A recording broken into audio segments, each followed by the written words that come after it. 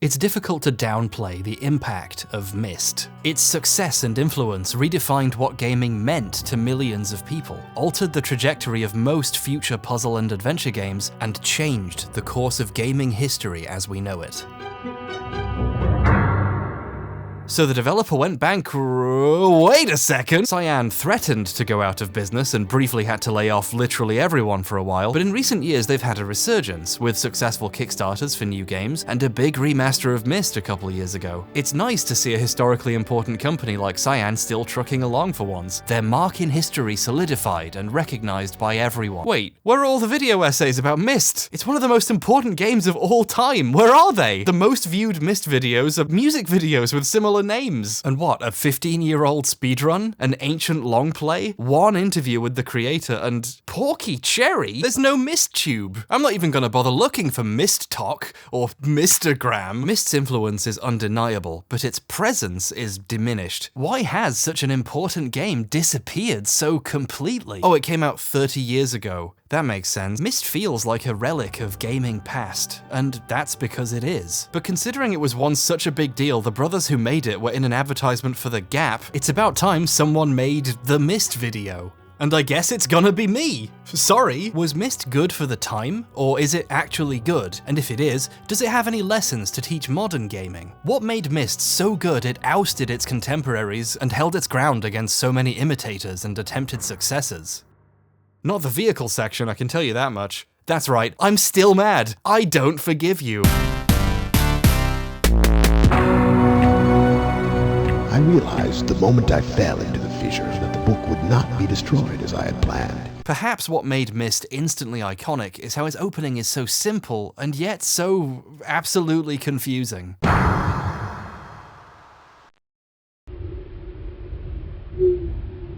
After a voiceover which only makes the situation harder to understand, you're in a dark void with a book with a moving picture of an island in it. You click on the picture and you're suddenly transported to that island. That's how it starts. I'm some guy, and I guess you just found my weird book.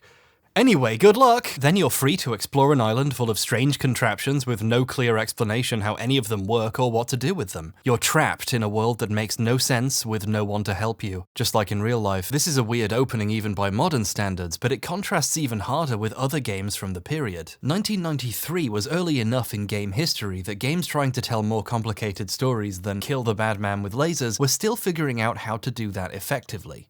Good luck. The openings of the games Myst was competing with are almost screaming their story and world building at you, like they're trying to justify themselves.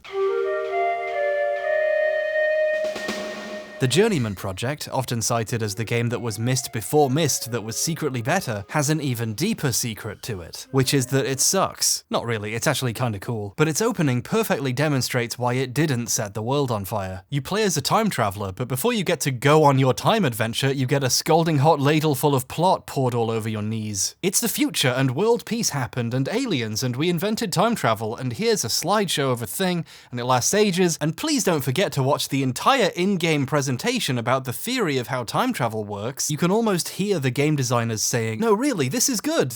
Let me explain." When someone travels through time, a tunnel is created which originates when travel is begun and ends when the traveler lands. More like the Sleepy Man project.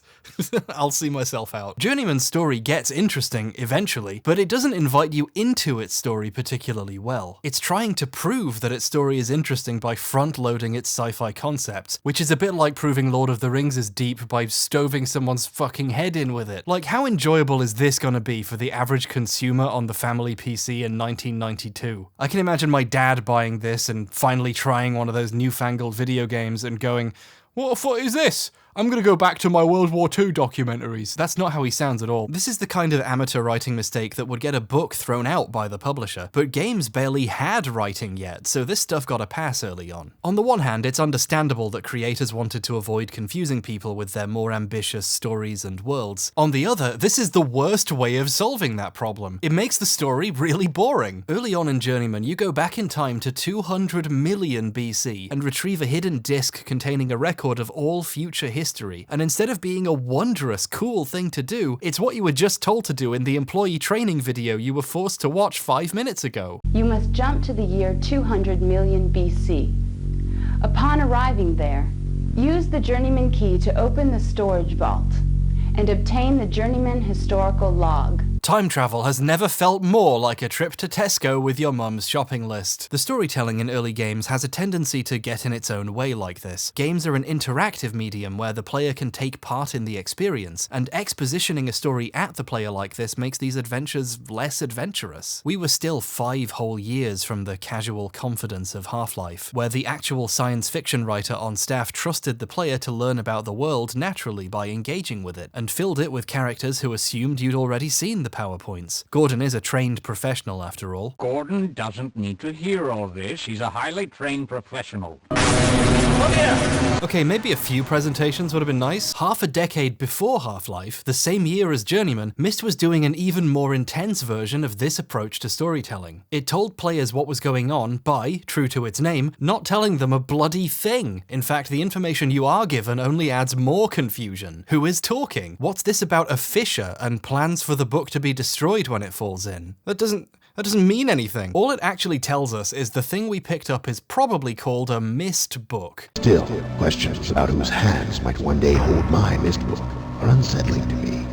Instead of forcing you to sit through an explanation of the world and story, or being condescended to about who you are and what you're doing and what you or your character's motivation is supposed to be, you're personally given one, handed a bunch of questions, and if you want answers, you have to find them. Other games were trying to avoid this exact confusion, but it turns out confusion in games can be compelling and make stories really come to life. They absolutely could have opened with a long text crawl or speeches explaining what linking books are, how they work, their mechanics, what happens when a page goes missing, who you are and how you got here and what you should do, and so on. And I fully believe if they had, the game would not have been the success it was. Everything I just described is instead learned by interacting with the world or reading about it during your personal quest for knowledge. By being willing to risk confusing people, in fact happy to do so considering the 3 decades of jokes about how strange it is, the player is turned into a true participant in the experience in a way you just can't do when you explain too much.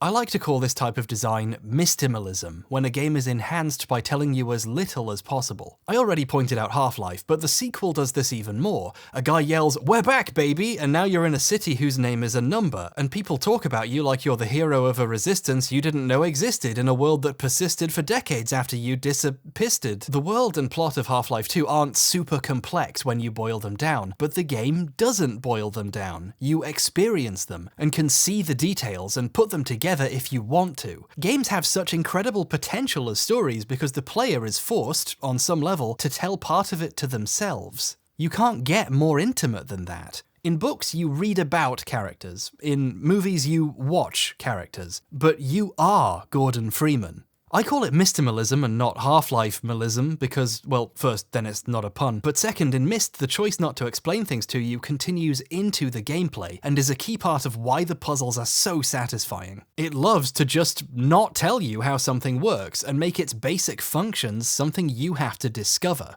This gear puzzle, I fucking love this gear puzzle so much that I can't even ruin it by overthinking it, and by God will I try. Gonna put a quick spoiler warning here. Myst is the kind of game where telling you how it works will impact your experience if you haven't played it before, so if you haven't, either play it now or accept it won't be quite the same after watching this video. Anyway, once you've made a little bit of progress, you get into this clock tower and it's a room with levers and gears. If you've got here at all, you've already found the solution to this puzzle, the numbers you need to get this to display. But each lever moves 2 gears at once, and there's a maximum amount of lever pulls before you have to reset it. So it's a pretty basic puzzle, really. Which levers do you have to pull in which order to get the numbers right? So you try it a few times. Huh. Then you try a few more times. Then you sit down with a pen and paper and figure out, mathematically, that there is no fucking way. This puzzle is impossible. The way the numbers shift with each lever pull means you cannot ever get to the combination you've been given. Facts and logic have failed once again. So what now? Clearly you're missing something, so you toy with it a bit more just to see what it does, and eventually, either by thinking to try it, or by accident, which is how everyone did it, let's be honest, you hold one of the levers down a bit too long instead of letting go after pulling it. Oh my God.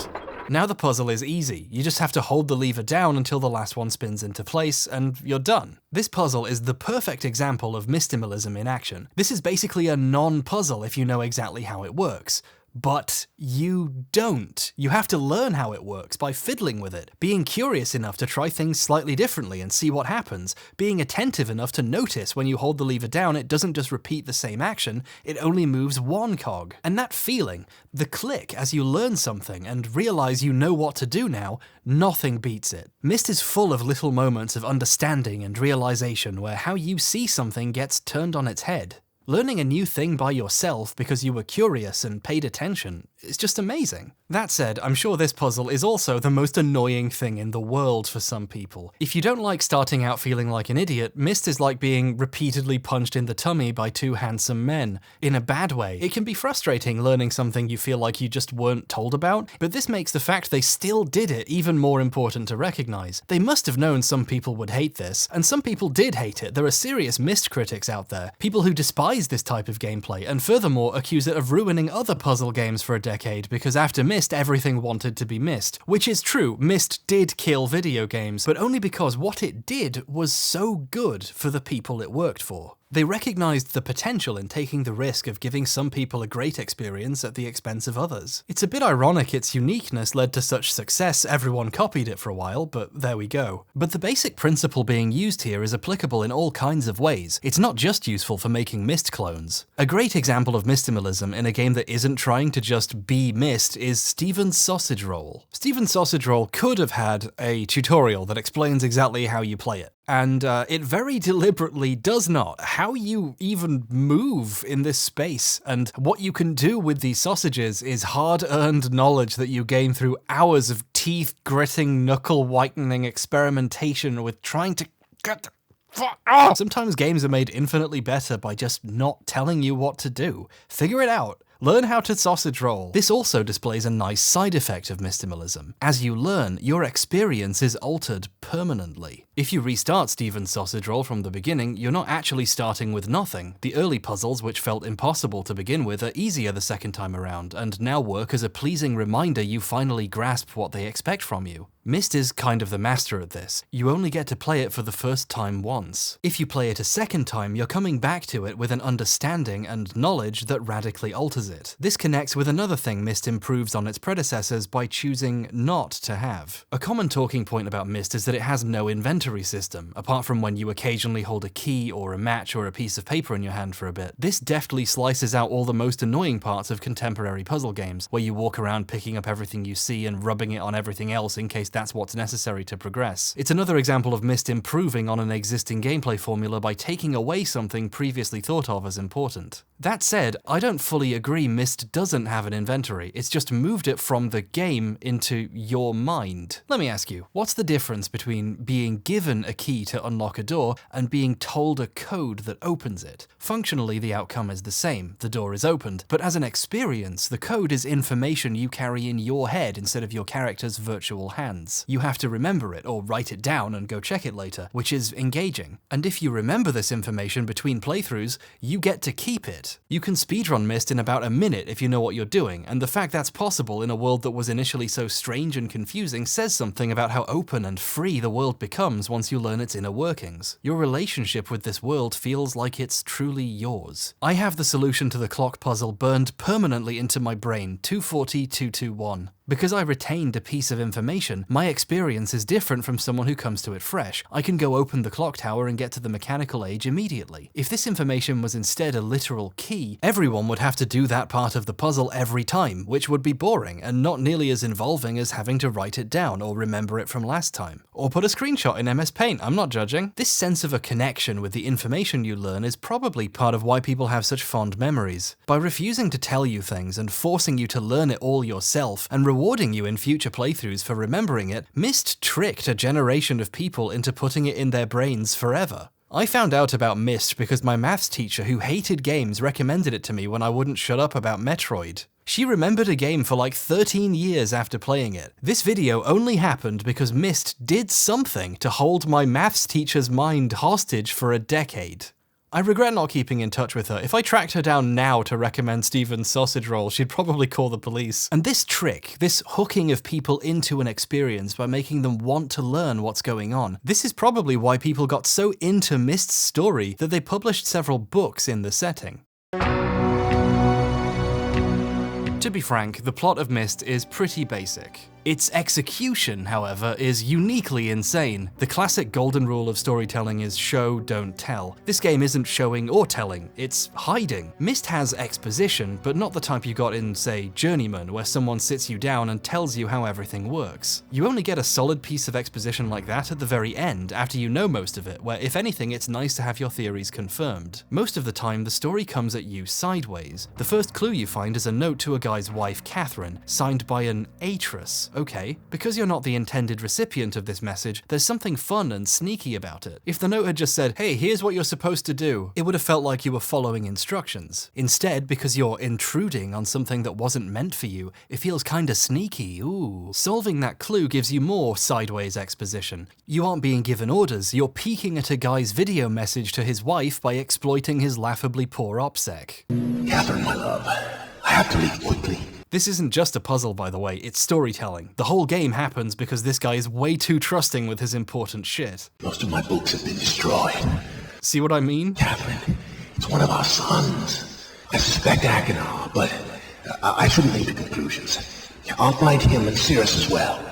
When exploring the island, you find a library where most of the books are burned, so that's what he was talking about there. But some of them are still okay. They appear to be diaries of some kind. And since the rest of the island is a confusing nightmare that doesn't make sense, discovering books where someone is writing about something in simple words is like a beacon of light in the darkness. This footage isn't exactly riveting, but in the moment, actually playing it, it's fun because you're constantly making connections to the island outside. These constellations Atris drew look a whole lot like these symbols. Something is going on here, and I'm beginning to make sense of it. But this has a secret second effect of making the story happening in these diaries really jump out at you. The events and notes here really mean something. They might contain an important clue, so you absorb the stories in a way I don't think people do with normal books, never mind books in other video games. Like, reading Lord of the Rings is engaging, if you're one of those people, but if you were trapped on a magical island and the only way of ever escaping meant finding the clues hidden in the Silmarillion, that's an unforgettable reading experience. You might even be the first person to ever finish it. I think this is why Myst fans feel so connected to this game's story. These diaries mean something for your actual gameplay, so the plot happening in them gets absorbed in a way stories rarely can be. Like, okay, in one of the world's Atris visits, the water seems to change colour in recognition of nearby emotions. Some of his entries are randomly in different colours. When you read a bit further, Atris notices this too, and mentions this world's denizens gave him the ink he was using.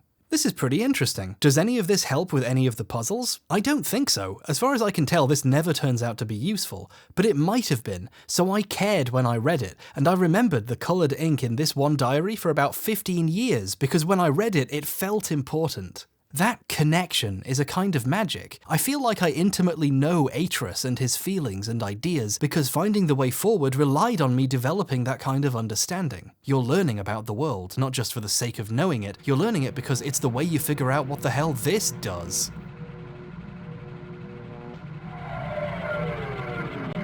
Oh god, did I break it? The diaries are pretty interesting reading in of themselves. They're legit pretty good short stories about unique worlds and Atris exploring the extent of whatever ability he has that got them there. There's also an overarching story to them about a man watching his sons learn and grow more independent as they get older. In the library are 2 more books, which appear to have people trapped inside them. The signal isn't great, but if you put the page next to each book in them, it clears it up a bit. They mostly ask for more pages. Bring me a leg. Blue pages.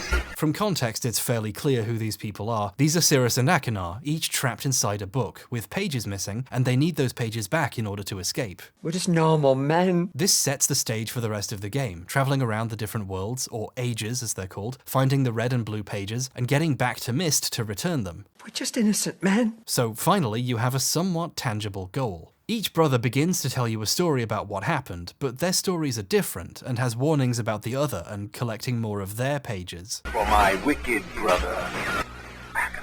It's so long since my brother, Cirrus, wrongfully imprisoned me within this book.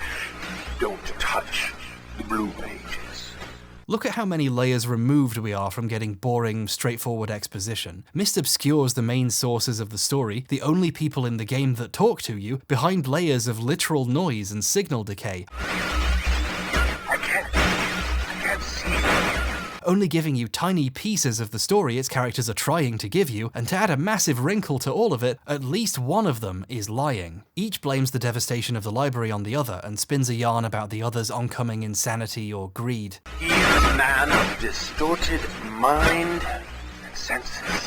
Which brother you trust is purely up to your own guesswork. As you travel around and find the pages, you can only carry one at a time. No inventory didn't mean no items, it meant nowhere to put the stuff you find. You have one hand and no pockets. This is a bit silly, but it's also a good forcing function. It strongly incentivizes you to fully commit to one of the brothers over the other, to save on coming back for both, which makes you increasingly aware of how one-sided their story is becoming. This obscuring of information keeps things engaging. You're still not getting the full picture, because even the picture being painted for you could be a frame job. Everything has to be interrogated, including the paintings. Can you trust a guy with a giant picture of himself as a king in his room? This is the opposite of spoon feeding. This is like licking the antidote to a poison from the end of a rusted pitchfork. When visiting the other worlds, you can often find the places each brother lived while they were there. Normally this would just be scenery, backgrounds to pick through while you look for a way to progress. But since you're also trying to figure out which one of them is more trustworthy, looking at what they've got going on becomes a compelling story. I'm not the biggest fan of the ribcage lamp, but hey, this skull flower thing is cool. I love that you can smoothly slide it between the two positions and see all the individual frames of the morph. The other brother seems much more sane. He's got cool magic globes, and he has the good shit too. The game never pauses to tell you exactly what happened here, or which room belongs to which brother. You're analysing it yourself as you go. You're exploring a treetop village, which used to be inhabited by monkey people. You know this because you read Atris's diary about it, and you walk into one room and Akinar's head yells at you in a language you don't understand.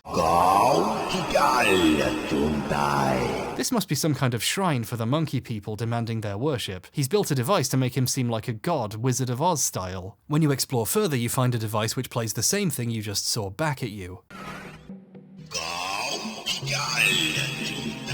Other buttons show different messages, and whichever last one you selected is played if you return to the previous building. So we've found the mechanism he used to record and select messages for his followers. Atris thinks they spend their time here because they love nature or learning the language or something. This adds a dark, ironic twist to the diaries. The story of Atris learning to trust his sons to stay in worlds without supervision, which initially came off as a wholesome story about kids growing up, hits a little bit different when you find out as soon as his back was turned they started taking over and hoarding riches. This is another really clever story trick. By telling you one thing and then showing you another, you're essentially forced to ask yourself what really happened, and find out through honest-to-God, not a joke, environmental storytelling. Despite being essentially a slideshow, Myst's story is a living experience. It's positioned itself so a huge portion of it happens in your head, and that's a kind of magic you don't get very often. I think this is why this game worked for millions of non-gamers in the 90s when gaming was still mainly for nerds. Instead of right off the bat expecting you to give a shit about the mechanics of its time travel or the life and times of King Graham and his gay owl son, you're tricked into enjoying the nerd stuff by getting slowly coaxed into it with the promises that somewhere at the end of the tunnel is an explanation and an answer that isn't a lie. You're decrypting people's messages, reading diaries, being asked favors for a guy who might own the torture dungeon you found that one time. But most of all, the story is happening in the form of you just thinking about it as you look around and solve puzzles. And that's the best place for a story to happen. Without this trick, this room is just a winery with a complaint left in it. That's not a story, that's just Yelp.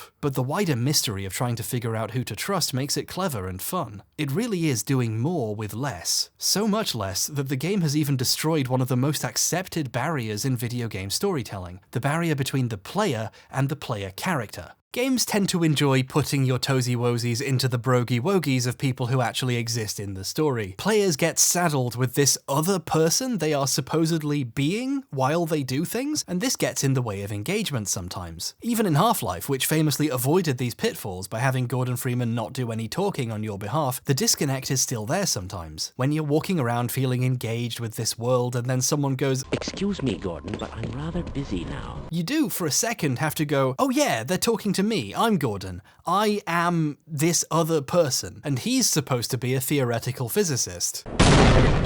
Now who's theoretically physical? This isn't a deep observation, it's a reality of games. You have to share the protagonist role with the character you inhabit. Big deal. This gap between the player and their character isn't super bad. It's necessary for many types of story. But when a game manages to close that gap, it means it's doing something really special. And there's only one kind of gap in Myst. You control someone, obviously, a person exists in the story, and the same person comes back in the sequels. You play as one person throughout all the Myst games, but no identifiable information about this person is ever revealed. This is because in Myst, the main character is you. You aren't controlling the protagonist and staring out of their eyes. You are the protagonist in a way that even goes beyond being Gordon Freeman. The unnecessary story baggage of telling you who you're supposed to be and what they feel is gone. The player isn't even gendered. In future games, when it's implied you've known some of these characters for years, they're consistent in not revealing these details. I think this utter removal of the need to pretend you're someone else or understand a separate fictional character's motivations was a part of why Myst was so successful. Nowadays, most of us are experienced role players. We're used to sitting on a couch and being another person for a while. But this was once an alien concept. This was a lot of people's first ever video game that they played and enjoyed enough to recommend to other people. And I think one factor might be how direct it feels. It's just you interacting with stuff, and people talking to you specifically. It's clear and understandable in a way I think people needed when this stuff was new. I don't think I can stress enough just what sort of cultural impact Myst had compared to other video games, right? Like,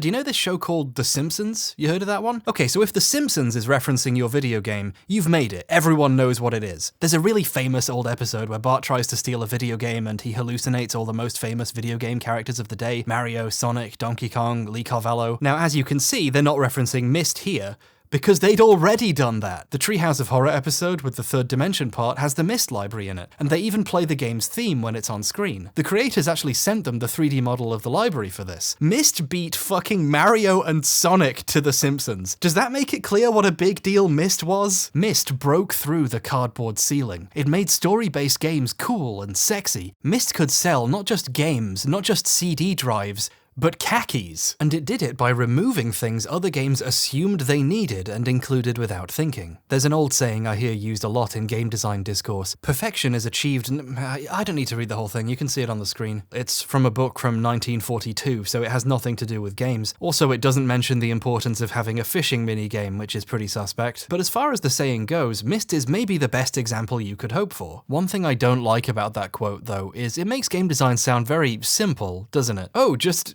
take things out until it's good. Great, but not doing something is the easy part. The hard part comes next, making sure players have a chance in hell of figuring out what to do. Any game can confuse you at the beginning to get you interested, but that only gets your foot in the door. After a couple of minutes of undirected play, things go from engagingly confusing to annoying fast. If you want proof, let's talk about Labyrinth of Time.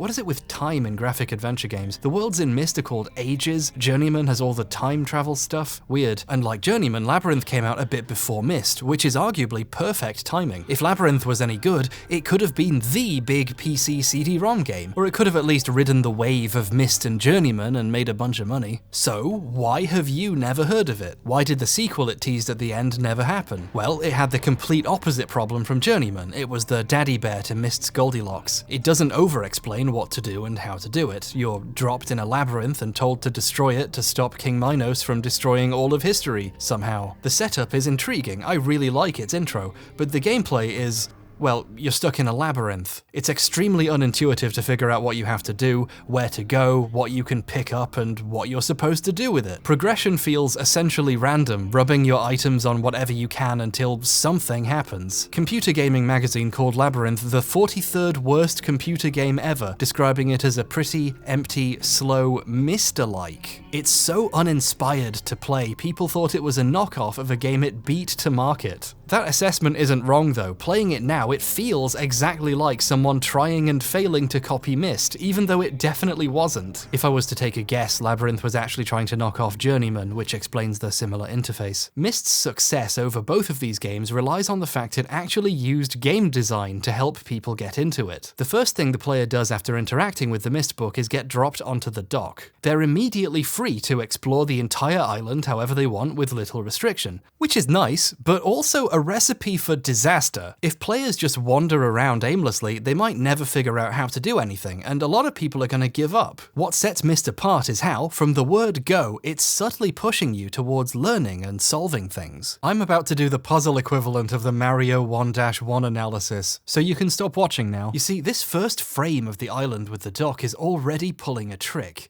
Can you see it? If you haven't played the game before, you probably won't. Early players will explore a few places and find these weird switches, interesting looking art projects, home dentistry equipment, before inevitably noticing the paper on the ground Atris addressed to Catherine. It's designed to be seen easily as soon as you get to the main part of the island. This note was added on purpose by the designers after seeing playtesters get lost. So people, before this was added, people didn't know what to do. Adding this here was a deliberate design choice intended to create some direction. The note gives a cryptic hint about putting the number of marker switches on the island into a device, which, if you're a normal person, makes no sense. I don't know what a marker switch is. Was it these? But it also mentions a chamber beside the dock. Well, I know where the dock is, I started there. Upon going back, it suddenly becomes extremely noticeable there's an entrance here. The visual design of the dock means this is obviously an entrance when you're coming back to it, but when you start off looking this way and most likely walk straight ahead, you probably don't. This just looks like part of the dock. This makes your brain go, oh, there was a door here. I need to look out for stuff. And just like that, you're in detective mode. When a game shows you something you probably didn't see the first time round, it encourages you to look for more stuff like that. You go into the room and there's a weird pool of water and a button that seems to turn it off. It's not clear what it does, and there's nothing else you can push, so you give up and turn around, which is where Myst's favourite trick happens, where turning around immediately rewards you with new information. You see this sheet of paper with notes on it. One of the numbers describes the pool you were just looking at. And then, just small and dark enough that you could miss it, but just bright and colourful enough that you probably won't, especially because you were just primed to look carefully for things, is a little switch. Bam. This device controls the pool you were just looking at, and the number it's currently set to corresponds with the pool. You can set it to another thing and see a 90s 3D animation test. So this is clearly the device we need to input the number of marker whatevers into. But how do we know what the hell those are? Wouldn't you know it? There's a 3D model of the switches you can display using this device. Oh, it's one of those! The game could have very easily just said, look for these switches, they look like this, on a sheet of paper or a pop-up hint or something. But instead, the player themselves feels like they're solving that mystery. So now you have a new objective, finding all the switches. Counting these switches is the game's second real puzzle, and it's genius because it's not a puzzle really, it's counting. But by telling players to try to find all of something in a non-linear space, you're basically tricking them into fully exploring it, familiarizing themselves with the area they're going to be returning to throughout the game. Everyone who played past the first two puzzles of Myst has explored as much of the first level as they possibly can, because they needed to. This is a great starting experience. It lets you do whatever you want on the island, without holding your hand or telling you what to do, but also guides you in the direction of making early discoveries and seeing and learning things. Players have been made to feel like detectives and explorers, with just subtle hints pushing them in the direction of doing that. Games copying Myst are often either too willing to yell what's happening at you and order you around so you never really feel like you're discovering something for yourself, which is boring, or give you so little guidance that you're just clicking around until something happens, which is frustrating. Having this little early section ground you in the world and tell you to look for stuff and making it feel like it's you acquiring the information is a great way to start a game. The world and story and puzzles and your interaction with them feel interconnected and personal, and more importantly, make you feel as soon as possible like you're making definite progress and should keep going. The trick to the marker switches is that most of them are easy to count because they're right in front of you, but one of them isn't. It's on the little clock tower island where you can't get to it. This makes this island, and the wheel that seems to adjust the time, more memorable. It's the place you can't get to. So you count the marker switches, and Atris tells Catherine to remember the tower rotation. You shouldn't have to use the books until I return, but if you've forgotten the access keys, remember the tower rotation. This is cryptic, unless or until you've fiddled with the library and found a picture which, upon interaction, performs tower rotation. The picture appears to be a map of the island you're on from above, and this becomes even more clear when one of the marker switches is turned on and becomes visible in this image. Now, remember, when you start the game, one of the first things you're looking at is the big cog up on the hill. Since it's eye-catching and cool, you obviously walk up to it and check it out, and find a switch and play with it to see what it does. This makes this switch one of the ones you're most likely to have turned on. Here's the clever trick. The tower turns clockwise, and it starts from a position where the first thing you're going to select, even if all the markers are active, is this cog. The game is leading you to point to this one first, but without forcing you or being direct about it. You don't have to select it first, it's just naturally the one you're most likely to have seen, flipped the switch on, and the first one the tower rotates to. When you do this and climb the tower, you find the numbers, which you write down, or nowadays screenshot, or if you played this game repeatedly, have memorized in the part of your brain most people put the birth of their first child. The other ones are especially cryptic if you come to them first. It's not quite clear what they're for yet. But this one is designed to be obvious for people who've got this far. This is clearly a time, and the game has already made sure you found and remembered a clock. So you keep the other number in mind, and you go try that time on it.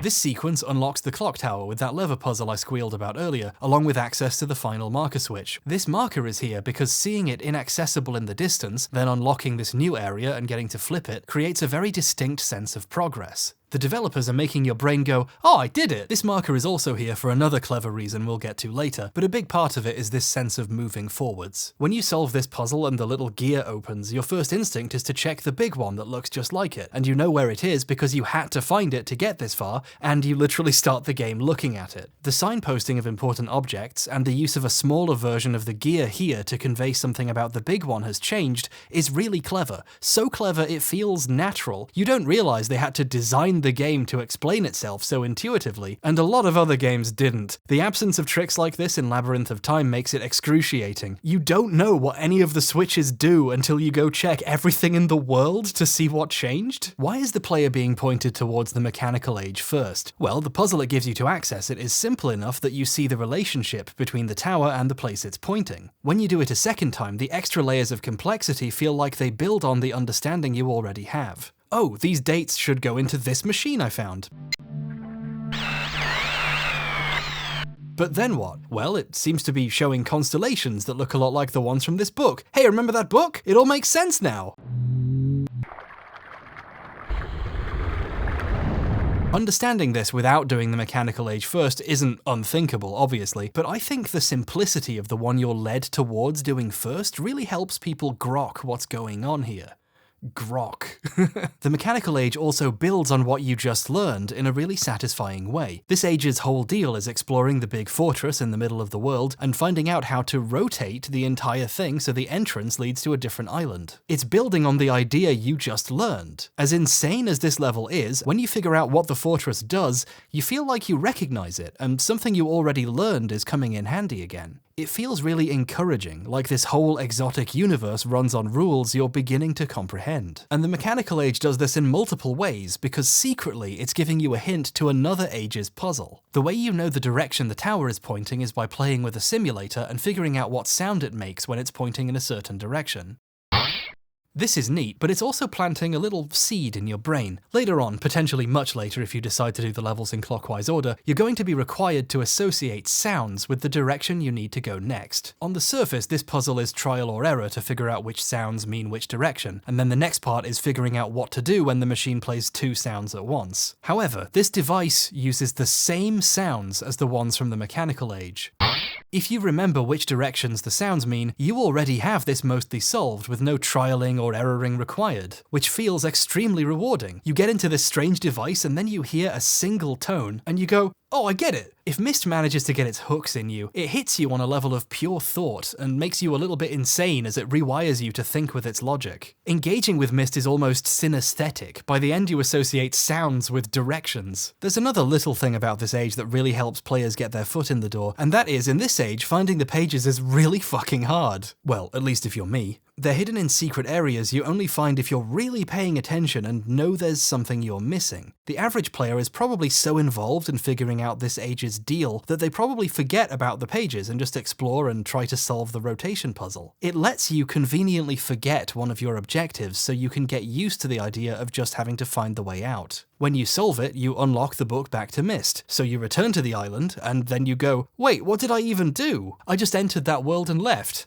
Weird. Then you get into another age by solving a slightly more cryptic puzzle. Luckily you've been given some practice, and while exploring that new age you find its pages, which in all the others are much easier to find. They're just lying around or in drawers. And then you go, oh, I was supposed to find these pages! This means most players only get saddled with the second thing they have to do in every age after getting to grips with the first thing, finding the way out. It makes the complexity of the situation escalate in an understandable way. The mechanical age is deliberately designed to be very easy to revisit. Once you've unlocked the exit, it stays open and it's right next to the entrance. They make the trip back to look for pages once you realize you need to do that as convenient as possible. It's seemingly purpose-built for you to miss the pages the first time, then come back for them when you realize you need them. The creators made it so a majority of people end up first going to a level with really well-hidden items it turns out they need, so they have to revisit it later with fresh eyes. It gives the game a non-linear, almost Metroidvania feel. You're coming back to a previous area to find secrets you realize you've missed. Hey, that's what the game's called. You most likely don't find everything you need in the mechanical age on your first trip there,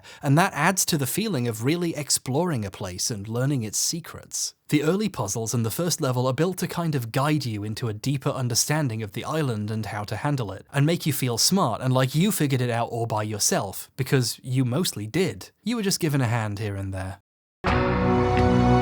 I know, I just finished talking about traveling to different worlds using magic books and piloting a roller coaster using beeps, and now we're talking about how realistic the game is. Stick with me here. Even in its most insane moments, Myst is strangely grounded. Let's quickly compare to the other big PC puzzle adventure game that was out at the time. One of the questions the developers were being asked while they were making Myst was, will this compete with The Seventh Guest?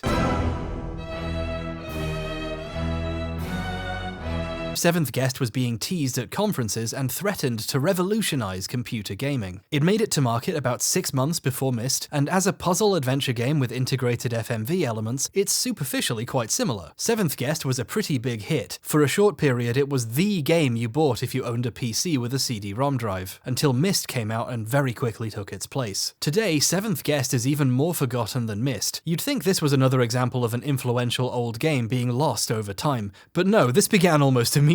11th Hour, the sequel released just 2 years later, did terribly, and the third game in the series infamously sold about 150 copies. For a game seen during Myst's development as its main competitor, why did The Seventh Guest not leave such a lasting impression? Well, because it's bad. Putting aside all the other ways it aged badly though, on a basic level the puzzles don't make sense. To progress the story and unlock more of the mansion, you have to solve puzzles, but the puzzles have nothing to do with what you're doing in the game. You're exploring a house mostly filled with locked doors, then, whoop, time to play a boring pipe puzzle to unlock a door down the hallway. Which door? Spend 10 minutes checking them all, that's which one. Seventh Guest is a box of unrelated mini-games in the shape of a house, and they really are unrelated. They found a bunch of public domain puzzles and slapped one in whenever they needed one. At one point you literally play a recreation of an arcade game the publisher happened to have the rights to. For no reason, puzzles just appear. Time to play a chess puzzle? Fuck you! This game loves chess puzzles, there's so many! Which way should I go? Which way should I go now? Which way should I go now? There's seriously a part where you think you're gonna do a maze game that looks slightly more unique after doing all the chess puzzles, and then surprise, the rug moves and it's a chess puzzle!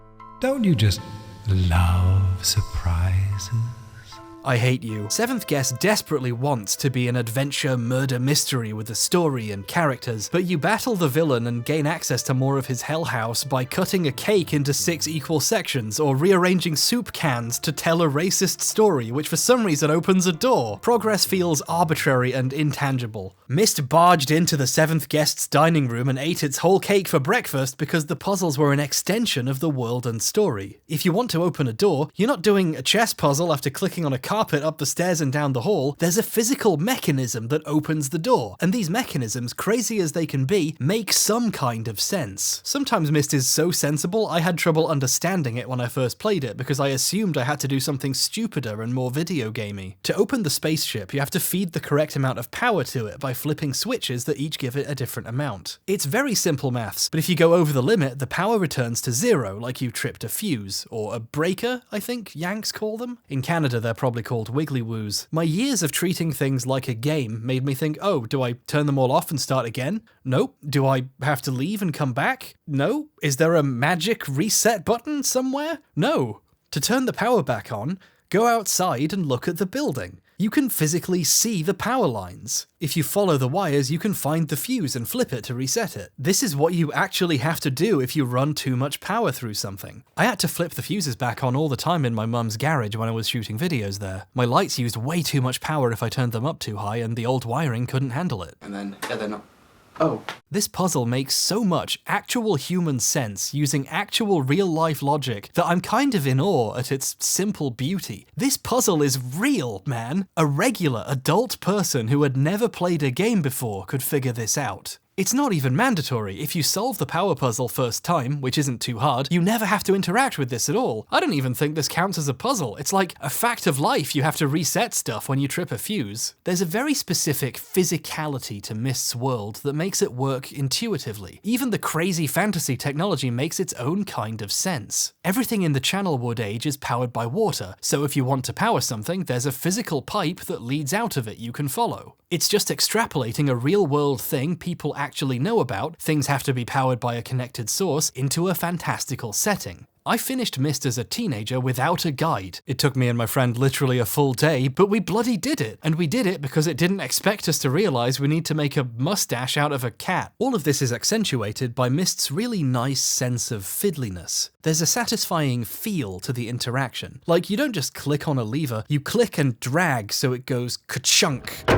You don't just click on a safe handle, you rotate it down with your mouse and it makes a nice sound at the bottom. You don't just light a match, you slide it over the ignition strip? Is that what it's called? Match strip. The striker strip. It feels good to say, and it feels good to do as well, and the game manages to replicate that feel just a little bit. Elevators don't move when the door is open. This is handled for you in the high-tech ages. The door closes automatically and the elevator moves. But in the low-tech water-punk age of Channelwood, there's no mechanism for closing the door. So when you flip the switch by dragging it down with a satisfying noise at the bottom, it does nothing. You have to close the door yourself first. This wasn't necessary, but it makes the world feel really tangible, and it's a reminder that everything in this world is built out of wood. The majority of the game is about fiddling with devices, so it's good that they made the fiddling so fun. This might still be the best fiddling in gaming, hands down. I keep coming back to this projector, it just feels lovely to play with. You can tell the developers were having a ton of fun with this. There's a section where you get to the end of an age and the book linking you back to Myst just magically forms out of the table. No particular reason, it just does. And it forms back into the table if you decide not to leave. Apparently this is like this because the 3D software they were using had just got a way of morphing shapes into other shapes in it, so they did this to play with that new feature. You can almost feel the joy the creators had at being able to do this when you see it. I love it. This fiddliness also has an interesting meta feel to it. Like, I know I've really hammered home this fantasy of your parents playing this in the 90s, but there was a period in history where computers were new, strange things people hadn't spent their lives around, and didn't naturally know how to interact with. For that kind of person, playing Myst felt like being seen. It's a game about technology you don't understand, and having to tinker with it to figure it out and get it working. Myst is like playing a fantasy recreation of the experience of trying to get a computer to do what you want. I remember the day my dad bought a sound card. The computer in the house only beeped. It didn't make sounds. That's what I thought computer sound was. He spent all day trying to get it to work and getting frustrated. In the late afternoon, I was off in my room playing Lilac Wars, and a voice yells, "Harry, come and listen to this!" And I walk into the computer room and my dad, with the most joyful face I've ever seen on him, clicks the mouse, and the new speaker sputters to life and says, "Thanks for installing Real Player." Thanks for installing Real Player. There was a real sense of happiness that came with getting a computer to work and do these new things. We take the concept of sound and speakers for granted now. I can play that Real Player sound on my phone in 2 seconds by searching YouTube for it. I'll do it right now. Thanks for installing Real Player.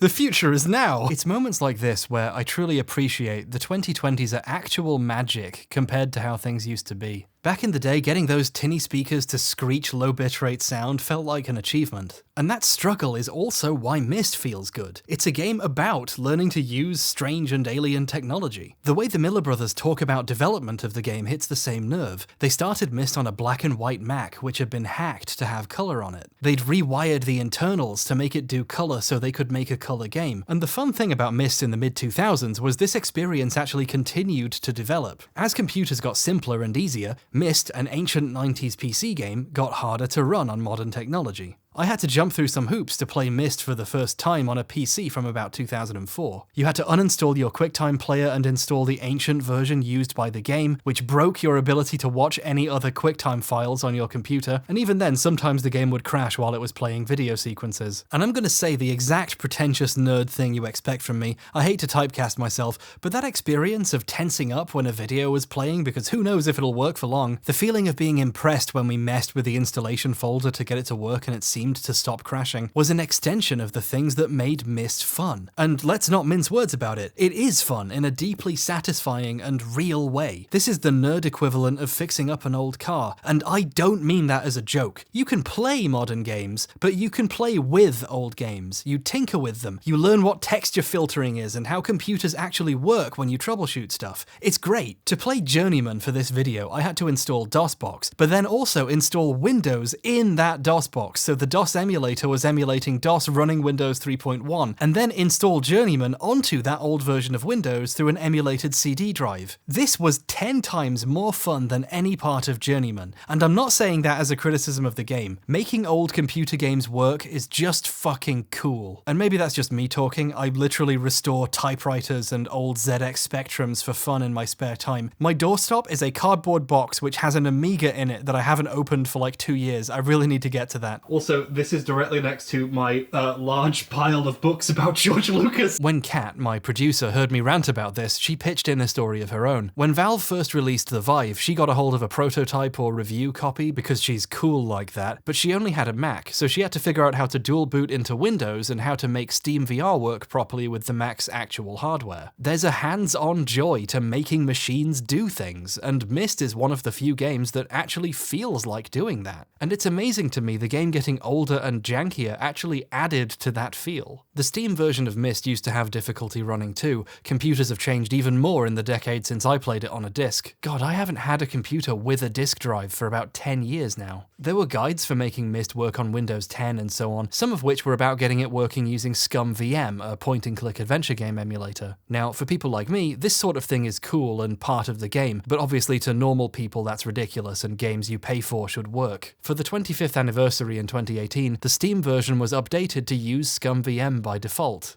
It's really cool they went back and made this change to help preserve it, even though a small, wacky part of me is annoyed they took away the fun of troubleshooting. The ScumVM version also fixes the second biggest problem I had with Myst as a kid, which was this vehicle section you can navigate with sound took forever because you had to watch all of the animations of the thing rotating and moving, so if you got lost it took even longer. You can skip the cutscenes now, which I don't remember being able to do, at least not without risking crashing the game in my version. I'm not sure if they were skippable or not. This doesn't fix the biggest problem though, which is that this still takes ages, and even if you solve it successfully, if you didn't pick up one of the pages before you got in the vehicle, you can't go back. You have to leave, re-enter the age, pick it up, and then do the whole puzzle again. And then a third time for the other page if you're a completionist. This age is the only one they made this time-consuming to leave like this, and I hate it.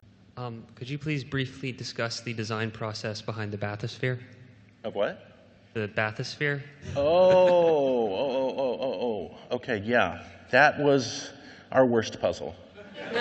Yes, it was. A solid hour of the day me and my friends spent playing Myst was this screen. The realization we had to go back and do it again almost killed us. Still, at least we were getting to watch some of the coolest animations of 1993. Unfortunately, we were watching them in 2006, and now we're watching them in 2023. The impact is a bit reduced. Yeah, let's talk about the graphics now. Myst wasn't developed using a traditional game engine. It used a program called HyperCard, a Mac software developed by a guy at Apple after an acid trip. That's not a joke. Okay, I'm 65. I can tell things that I wouldn't told if I were earlier. HyperCard was inspired by an LSD trip that I took on a park bench. HyperCard was an incredibly advanced piece of technology for 1987, often described as a precursor to the internet, with its simple programming language, HyperTalk, linking information together in an interactive way that does seem to lead directly to the hypertext that makes up the internet. You could build whole applications in HyperCard without having to be a programmer. It led to a lot of stuff, from databases to catalogs to customizing your car at the dealership, and yeah, even games. Then the Miller brothers realized if you put an image in HyperCard and add spots on the image where clicking took you to a card showing the same thing from a different angle, you were simulating moving around in a space. In 1988, they released their first game, The Manhole, which used this principle, with Robin Miller's digitized drawings making a fun little explorable world. They made a couple of games in this style. When the early 90s rolled around, 3D software became more readily available, and the Millers realized the potential this held for their style of game. Instead of having to draw something many times for every angle you wanted the player to see, you could model it once and render as many images as you needed. It also meant you were kind of making a 3D game in an era where most computers weren't powerful enough to do actual 3D, which made you stand out. Rare would do a similar trick with Donkey Kong Country, making 3D models and turning them into sprites, resulting in a game that looked ahead of its time. Myst's visuals were made in a program called Stratavision 3D, which seems to have been surprisingly fully featured for a thing from the 90s that ran on a regular Mac. Donkey Kong Country's sprites were made on Silicon Graphics workstations, which cost like $70,000, which in today's money would be about 91 trillion pounds and 6 ounces. The idea you could make Myst's graphics on anything less than an aircraft carrier is insane to me. Stratavision still has a modern incarnation. You can download its free version on Steam. It's not used very often by professionals today, and it feels kind of dated. It controls like the CAD program that turned me off learning 3D in high school. But to its credit, its pre-made object library has a Myst folder. Yeah! Oh man, it's the pool! Oh my god! It's the clock tower. The clock tower I would not shut up about. It's right here. Ah! This the whole library's in here.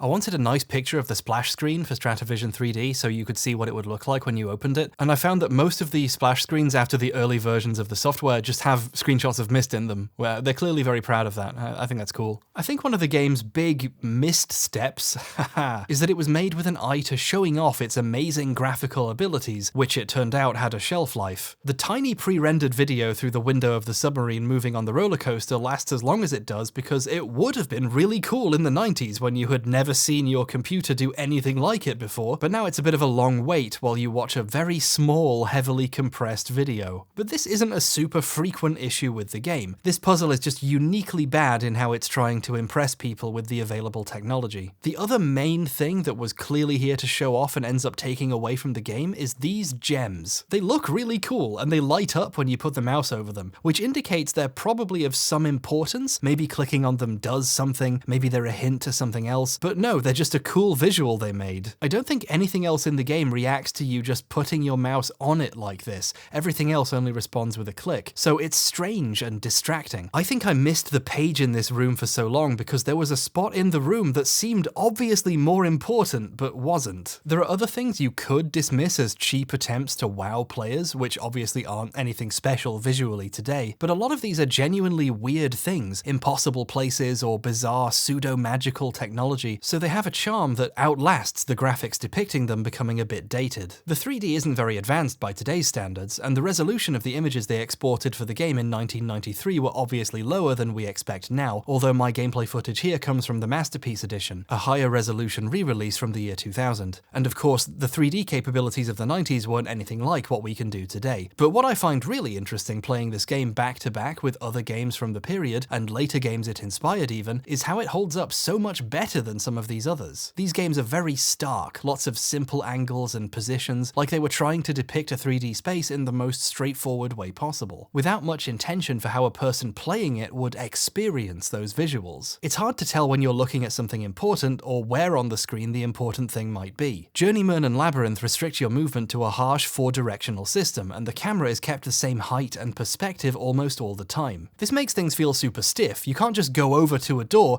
you have to sidle up to it and then rotate to face it. And everything important is given less attention than it ought to have. Stuff you need to pick up to progress, like the keycard on your bedside table, isn't given the kind of focus something so important should be. Good luck even realizing this is something you need to pick up to progress the game. The 2019 re-release of 7th Guest added a feature that makes things you can click on glow, an acknowledgement the original game made it very hard for players to tell what they could actually do. Robin Miller's background in 2D illustration meant the relatively simple 3D of the time was used way more effectively than any equivalent project. In Myst, the stuff you need to pick up is framed so a person can see it. It goes out of its way to help you focus on important things using proper composition. There's attention paid to making sure the camera is in the perfect possible position to see what you're trying to look at. Hidden objects are hidden, but with an eye to being discovered by someone who's paying attention. Colored lights and differences in shapes are used to draw you to the important stuff. This hidden piece of paper is hard to find at a glance, but if you really look at it for a second, the fact it looks nothing like the other bottles becomes apparent in your brain. The graphics might have aged, but the visual design didn't, and that's way more important. And yeah, the graphics have aged in some ways. The ground in the Selenitic age looks like a single tiny texture that's been stretched over the entire island, making it a blurry mess. The trees don't look natural at all, a weird combination of the tree texture not being great and the tree being modelled strangely. I think the tree texture was a default that came with Stratovision. The main tree you're looking at isn't really a tree though, so the artificialness there kind of makes sense. Did they realise their trees didn't look great and decide to make it part of the game? My favourite thing I learned from playing with 3D myself and then noticed in retrospect in other games, when you design a texture for only one surface of an object, all the other sides use the same texture but in weird ways, like they stretch out wrong all over the surface. Objects in Mario 64 do this a lot. The edge of the texture just repeats all the way down. This happens in Myst a few times. The gears don't have textures for their sides, so you get that weird repeating texture again. I'm pointing this stuff out because it's not just stuff that looks bad now in retrospect. At the time, this was arguably a mistake. This isn't a big deal or anything, it's just nice knowing why that stuff happens. But this stuff, especially the small weird stuff I fixated on just now, doesn't pose a problem when you're actually engaging with a game. When something doesn't look good, your brain slides off it and onto something that does, or it slides back onto the puzzles and story. It comes together to really work. Allow me to pointlessly complain about all the beautiful work people do in modern games for a second. A lot of games now are so distractingly beautiful and visually complicated and noisy, they have to go back and paint a layer of orange shit on it so you know what you can even do. Looking back at Myst from our modern age where game environments seemingly aren't designed to be perceived by human eyes, Myst's visual simplicity becomes another form of Mystimalism. By being limited to early amateur 3D, the focus is on the interactions, the puzzle solving, the world being built with these components. It's genuinely refreshing not being constantly blasted with visual information while I'm trying to see what is happening. Just as an aside, while Myst visuals have aged a bit, its sequel, Riven, still looks fantastic, despite being almost 25 years old. The team had mastered the technology at this point. Instead of using the default textures, they used actual pictures. You can't get more photorealistic than photos. Riven has aged so much better than the original, and frankly all other games ever have. It still feels real and beautiful. I would believe you if you told me the entirety of Riven's world was actually a real place they went to and took pictures. There have been several attempts by fans to remake Riven, and Cyan recently announced their own full 3D remake, but to be frank, they shouldn't bother. Riven was perfect in 1997. I can't think of a single other game that just looks right 2.5 decades later. They should just put out a version of Riven with higher resolution renders of the original images and call it a day. Anyway, just talking about the visuals is ignoring other parts of the aesthetic that contribute just as much. The music and sound design in Myst is great. It's kind of amazing that the ambient sounds of the world managed to bring life to literal still images.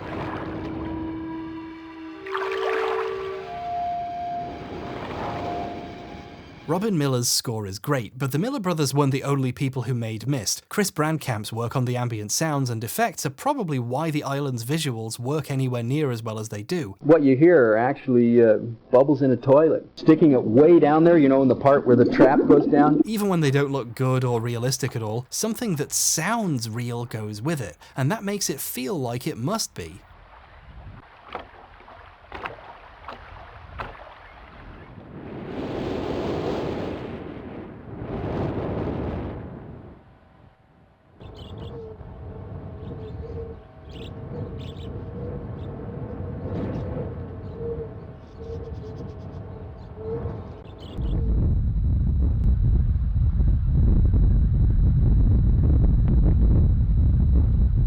This is good because the game makes sound an important part of the design of some of its puzzles, as you've seen. You needed one of those new sound cards to progress, so the fact the sound was actually good was a big deal. My favourite musical flourish is in several of the levels, each brother has a different theme to the tiny room they call home.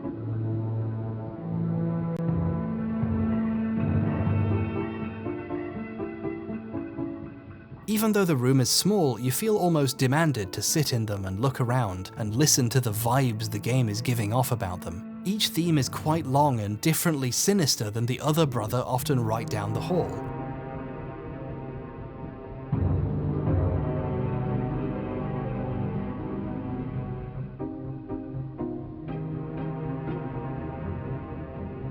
Both of them are clearly weird, but they're weird in different ways, and I can't even describe in words how well each brother's theme paints a picture of their particular issues. They don't just sound good, they sound right, and this sound and clever visual design helping you find their secret evil stuff is, like I said, part of the storytelling. Cirrus says Achenar's gone mad, but Cirrus's room has a note from Achenar calling him a fascist. Not particularly sure I like Cirrus regardless of his sanity level, and you're doing all this while deciding which one to set free. Which leads us to the closest thing Myst has to spoilers, but only spoilers if you have somehow not been listening to what the game's been telling you about these guys for a whole game by now.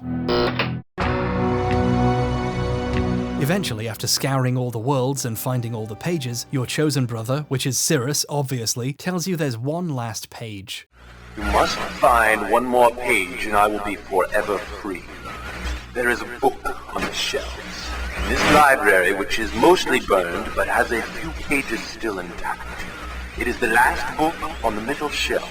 This book is filled with a variety of patterns. Find pattern 158 and recreate it on the door of the fireplace. This will bring you to the last red page.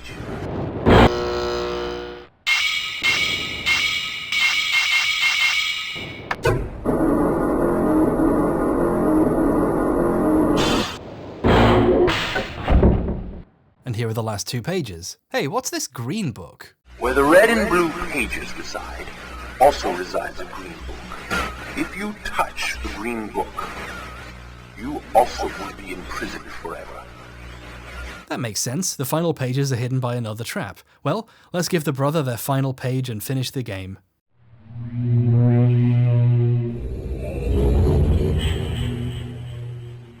Oh, yes! Thank you, my friend. You stupid fool! Okay, I fucked it up. I chose the wrong brother. You're trapped in the book in his place now, and he tears the pages out until the screen goes black.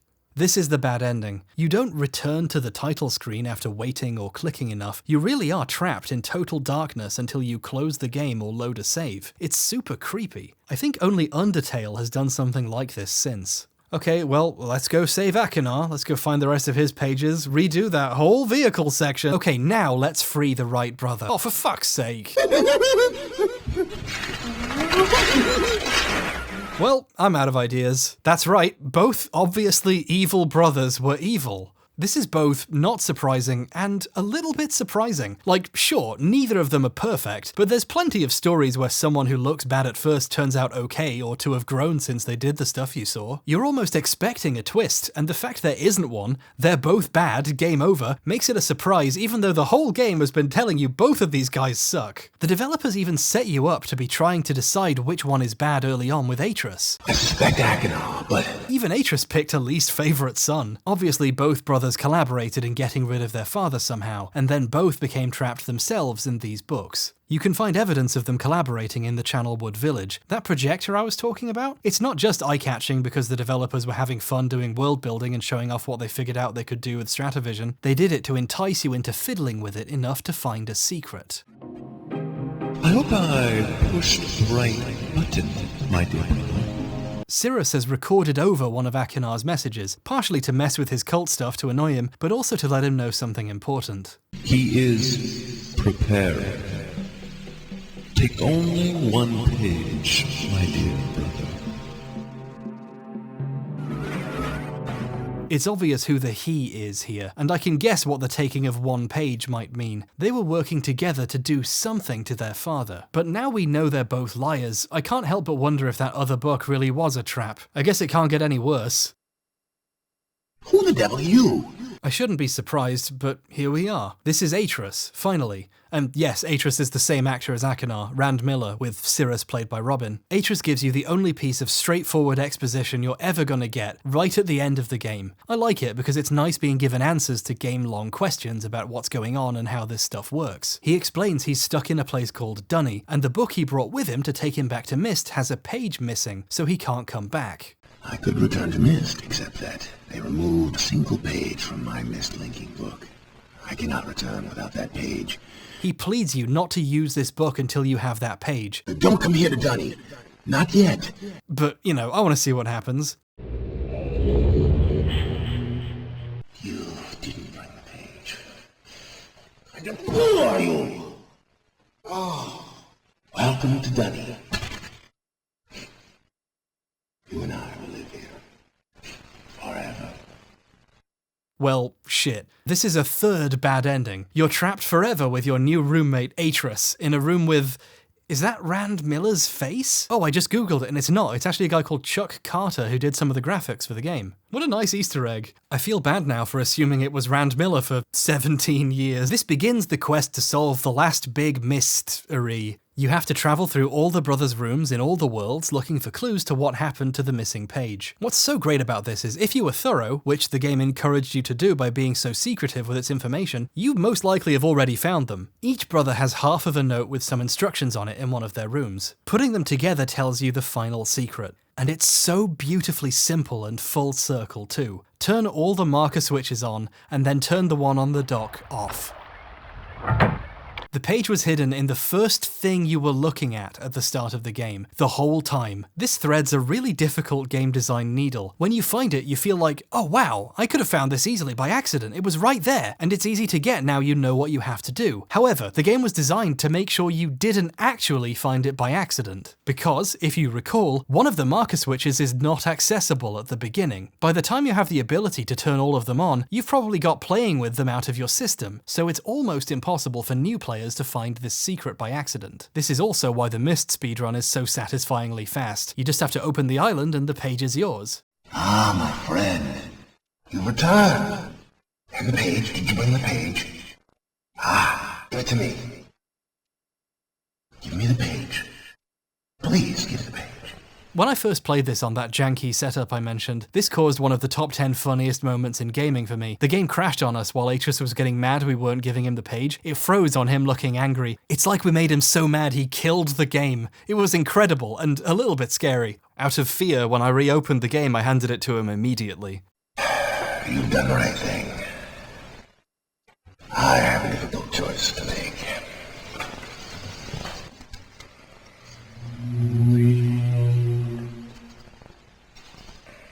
My sons have betrayed me. I know what I must do. I shall return shortly. Atris leaves briefly and then returns and thanks you for freeing him and lets you take the book back to Myst.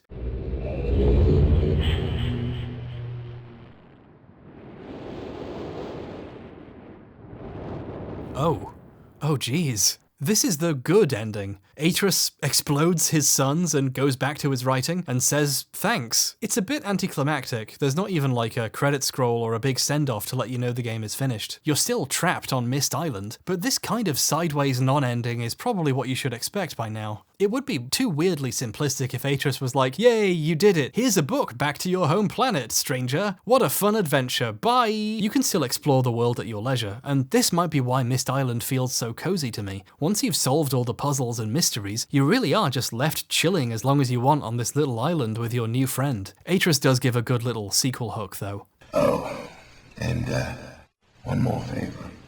At some point in the future, I may find it necessary to request your assistance. They're really good at making it feel like a story you fully understand by the end, with a few deliberate exceptions. They clearly wanted to maintain some sense of mystery even after the game is over, like what Atris is up to with that book he's writing in and why it's so important. And, well, they refused to solve the first conundrum the player was actually given when they hit play. That Fisher? And his hope he would destroy the book if he used it while falling in? We never found out what was going on there, did we? So even having fully completed Myst, there's still a sense of uncertainty, of there being something missing. This might be another reason the game works so well. It's willing to let some things remain unanswered. The best part though is the sequel, Riven, the sequel to Myst, good name, really does explain what the deal was with that whole Fisher thing. There actually are answers to these questions, and that makes the questions you do have land so well because there probably is an answer, and you might even be able to figure it out yourself. One unanswered question in Myst was, who is Atreus talking to at the beginning? That seems kind of weird. You wouldn't expect there to be an answer to that, that's just narration or something. But if you think about it,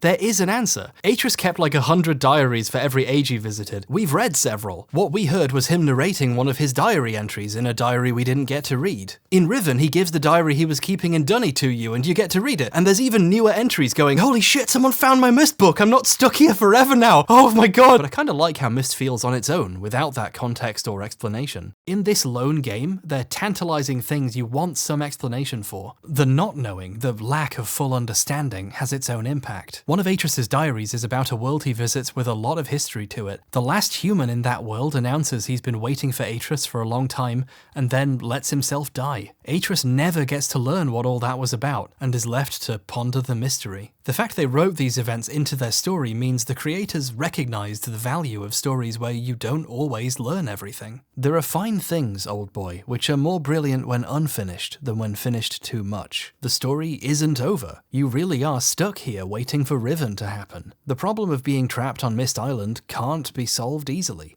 and Atreus is busy with the book his sons trapped his wife in. So, for now, you have to wait and see what happens. Maybe part of Myst's staying power lies in how it literally makes you stay on it. You don't get off in the end. It's melancholic, in a way. Nothing ends easily, does it? We're all just stuck here and trying to make the most of the time. There aren't any answers, any endings, and we don't know what happens next when the lights go out. Instead of having a definitive ending with all the answers that leads to the game's credits, they play every time you close the game. I like when you get a lot of opportunities to see who made something, and the credits do hit differently when you've just actually finished it. The reason why they're here finally makes sense. It's one final piece of understanding why something worked the way it did on your way out the door. And that's Myst, really. Even when you press the stop playing button, you get one last chance to go, oh, I get it now. Living in a post-Myst world, so post-Myst people have forgotten about Myst, coming back I expected it to be older and dustier, the puzzles to be obvious or too obtuse to be fun, the old interface to be janky, the story simple or boring, but none of those things were true. Myst was still really engrossing and a lot of fun. It helps that I last played it when I was a teenager, so I'd forgotten everything except the numbers you put into the clock tower. I got to play Myst for almost the first time again, and it still works. No, the really shocking thing about Myst is how good games like this have been around for 3 decades, and yet how many games aren't this good, or even a step backwards. I thought I might come away seeing how far games have come, but if anything I've seen how little they've learned since. I think the game's fame has waned over the years, partially because of the relentless horrible march of time that will consume us all, but also because Myst was so foundational, so central to the development of gaming and technology, that people eventually took this stuff for granted and stopped thinking about its design in any more detail than, oh, that old thing. People assume there's nothing to learn from a game so old and dated, and therefore they fail to learn anything, and that's a big shame. Jonathan Blow says Myst was the main inspiration for his puzzle game, The Witness, but if that's the case, trying not to be rude, he clearly does not understand why Myst was good. Myst's whole deal, the thing that set it apart from other games at the time, was its puzzles felt like understandable objects that made sense within the space. It wasn't a big stack of abstract puzzles where you draw magic lines with your mind to unlock doors. You could make a stronger case it's inspired by The Seventh Guest, given that it's an island-shaped box of puzzles. You know, you kinda start to miss occasionally being tricked into playing chess after doing these for 80 hours. I actively think less of the game knowing Myst is claimed as an inspiration. The Witness's puzzles are fun little things in of themselves, but if they were supposed to be like Myst's puzzles, they failed spectacularly. It's more like Myst 5, the worst Myst, specifically because it made most of its gameplay about drawing lines on a fucking tablet instead of interaction with unique objects in a strange world you actually got to learn things about. In Myst, every puzzle was different. It wasn't all variations of the same one puzzle over 500 100 times. I'm not trying to be mean to The Witness. I enjoyed playing it, but you could only call this inspired by Myst if you didn't know why Myst worked in the slightest. You're alone on an island solving puzzles, because that's all Myst was, right? In this interview with Polygon, Jonathan Blow accidentally misidentifies one of the best things about Myst, the fact your understanding slowly grows as you interact with things, as a mistake that needs fixing. It's fucking incredible. Help, this unique and alien world I can only truly understand by toying with my hands and engaging with directly. It's so confusing at first. It's not like that's the point and why the game is so impactful or anything. What if instead everything was just a fucking slab? We did it. We fixed Myst. We removed all of the fucking mystery. You idiot! You fucking idiot! To be fair, in the 90s we had the opposite problem. Games a little too inspired by Myst. Some games were literally Myst, but this time it's me making the money. And that's not to specifically dismiss all of these games. Some of them are interesting in their own right or have their own fun puzzles, but they're never as good as Myst because they aren't building on Myst's ideas. They're trying to do Myst again, which is an uncreative starting point and really doesn't work in a world after Myst has already been made. Myst is kind of trapped in the mythology around itself. It's either so old and important people assume there's nothing more to learn from it than the sheer basics, or people learn everything from it and add nothing new. Playing these Myst clones, I'm reminded of Miyazaki's criticisms of the anime industry, mainly that it's full of people who are just fans of anime, so new ideas and experiences weren't coming in. People were too busy trying to make Myst again, and not make their own Myst. Make theirst. When I showed Kat the first draft of this video, I'd accidentally implied video games having stories had only just been invented when Myst was made. She brought up earlier games with complicated stories, the point-and-click adventure games by Sierra and LucasArts and so on. She also kept recommending The Dig. I'll play it soon, I promise, leave me alone! Now, I did rewrite that part to not imply that, and went back and added a few mentions of those games for contrast, but I wondered why I chose not to talk about them at all in my first draft. There was a reason, but I'd forgotten it. You know how these things are. Then, I rewatched Robin Miller's GDC talk after like 8 years, and I remembered why. His response when someone asked a question about if Myst was inspired by any other games. It was interesting that you listed D&D as an inspiration, but you never mentioned the third-person graphic adventure games with a lot of inventory manipulation. Were those not even on your radar? Like, did you guys ever play them? Third-person... Sierra stuff, LucasArts stuff? Not really on the radar. Wow. We didn't play them. I had never played any of them. Now, maybe Rand had played some of those, but I hadn't played any of those. I decided not to talk about these other games at first because they weren't on the creators' radars at the time either. Myst was unique and new precisely because it really wasn't trying to be like anything else. It wasn't inspired by this other game or a conscious response to existing games or ideas. It was a few people deciding to make a game the way they felt worked. There was a creative drive to make Myst like Myst. I think that might be what's needed to make a game special. The decision to make something that's yours, a game that feels like itself and not the things that inspired it. Not chasing financial or critical success, chasing something unique regardless where it leads you. The company that made Journeyman, Presto Studios, saw modest success from that game and immediately went about cranking out more Journeyman. Within 5 years they'd made 2 sequels and a remake of the first game, just to make sure the ground was trod all the way to the crust. Cyan was one of the few companies who weren't content simply making another Myst. For Riven they shot for a radically different type of experience. They spent almost as long on it as Presto did on all their sequels, and the result was a still unparalleled gaming experience in a league of its own. And when they were done with Riven,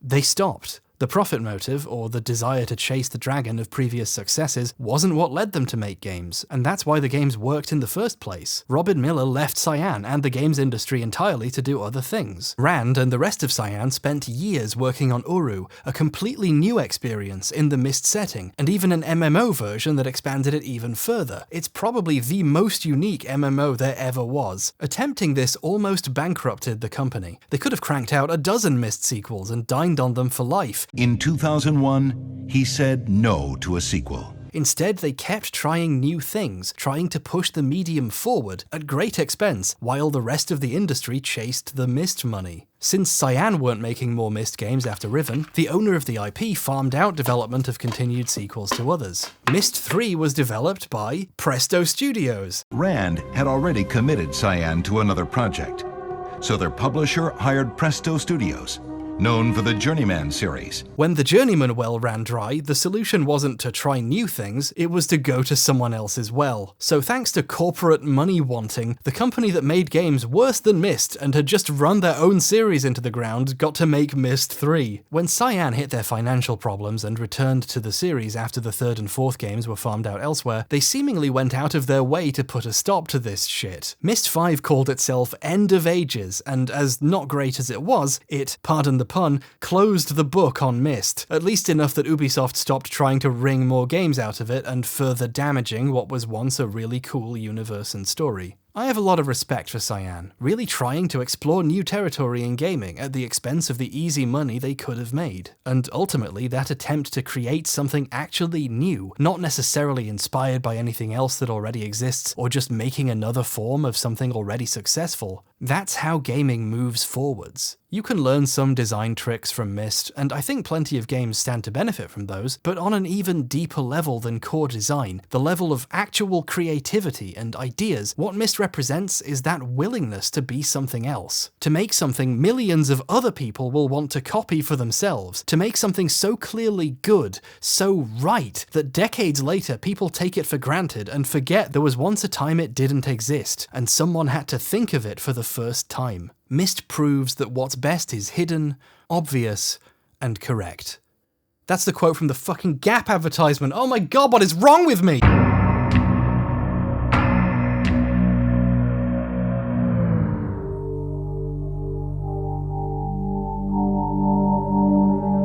Hey, thanks for watching, and if you're seeing this, I guess also thank you for supporting me making videos. This started out as a video about the many attempts to make successors to Myst, but then I realized there weren't really any super in-depth videos about Myst's design the way I assumed there would be by now. So this video is me making the kind of video I wish already existed. I really wanted to talk about everything that happened after Myst. I'm trying to figure out if a few months down the line I should make a public version of this video so I could then justify making a later one about Myst clones, or if I should just make that Myst clone video and see what happens. I might just make it for patrons first, and then figure out how to combine them into one normal size video later or something. Speaking of bloated videos, while I was writing this I accidentally discovered I'd written an entire other video just about the attempt by Cyan to make remasters of Myst. Like another document almost as long as the script for this video got written while I was trying to make this. I kept having to stop to complain about the remasters. You might have noticed I used barely any footage from the 3 separate complete remakes of Myst Cyan have done over the years,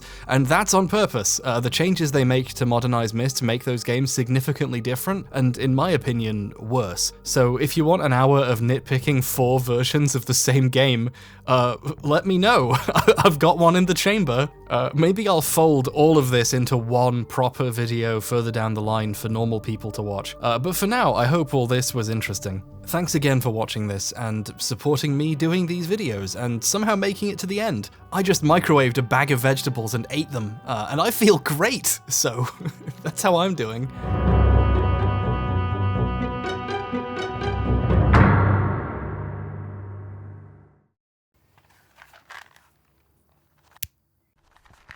Oh, you're kidding?